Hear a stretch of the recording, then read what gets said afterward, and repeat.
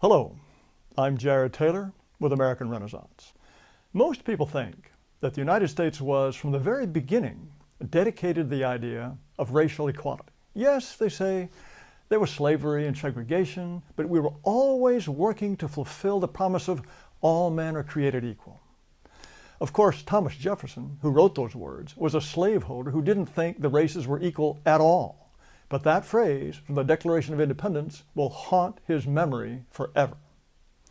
Not many people know that in 1776, there were black slaves in all 13 colonies and in the entire New World, from Canada to the tip of South America.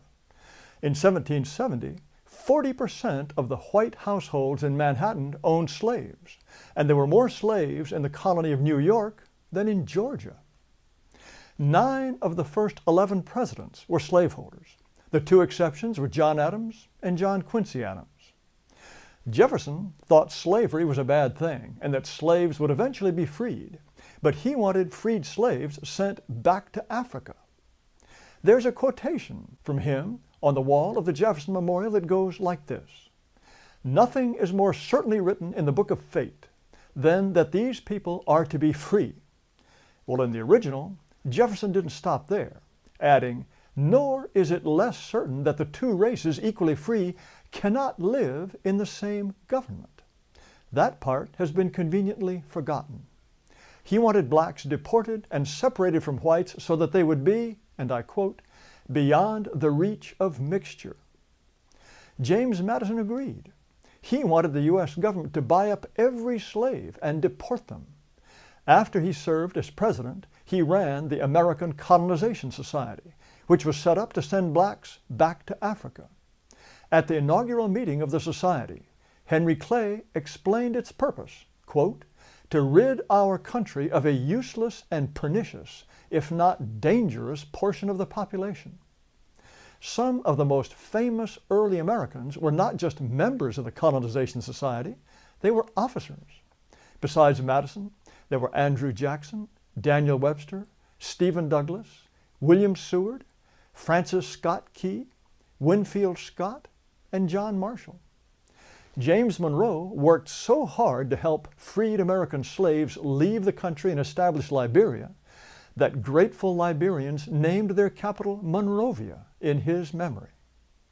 The founders wanted blacks out and whites in. After the U.S. Constitution was ratified, the very first United States Congress had to decide who could be an American. They passed a law that said only, quote, "free white persons" could be citizens of the new country. Blacks couldn't be citizens even if they had been living in the colonies for generations.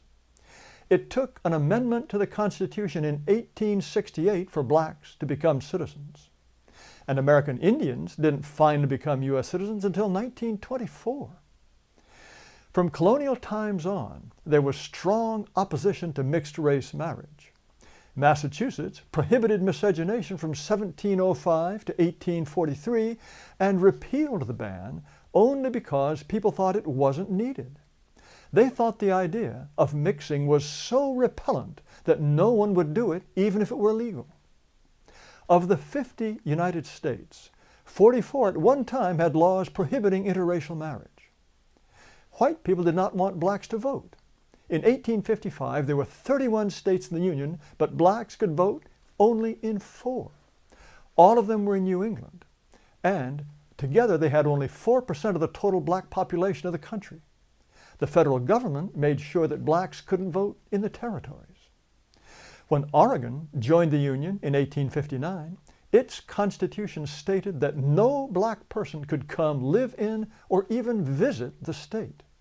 But Abraham Lincoln, the great emancipator, didn't he believe in racial equality? No.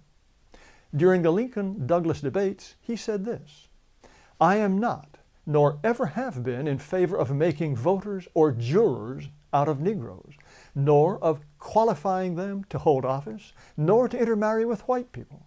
There is a physical difference between the white and black races which I believe will forever forbid the 2 races living together on terms of social and political equality." Lincoln agreed with Jefferson. He wanted to free the slaves and then deport them. In 1862, Lincoln had the Civil War on his hands, but he was so worried about what to do with free blacks that he named a commissioner on immigration and sent him off to look for countries that would take in the blacks he wanted to be rid of. He also sent a message to Congress calling for free blacks to be deported. U.S. presidents usually say only bland, non-controversial things. Well, this is what some of them said about race. James Garfield wrote, "I have a strong feeling of repugnance when I think of the Negro being made our political equal, and I would be so glad if they could be colonized, sent to heaven, or got rid of in any decent way." Theodore Roosevelt wrote that he had, quote, "not been able to think out any solution to the terrible problem offered by the presence of the Negro on this continent."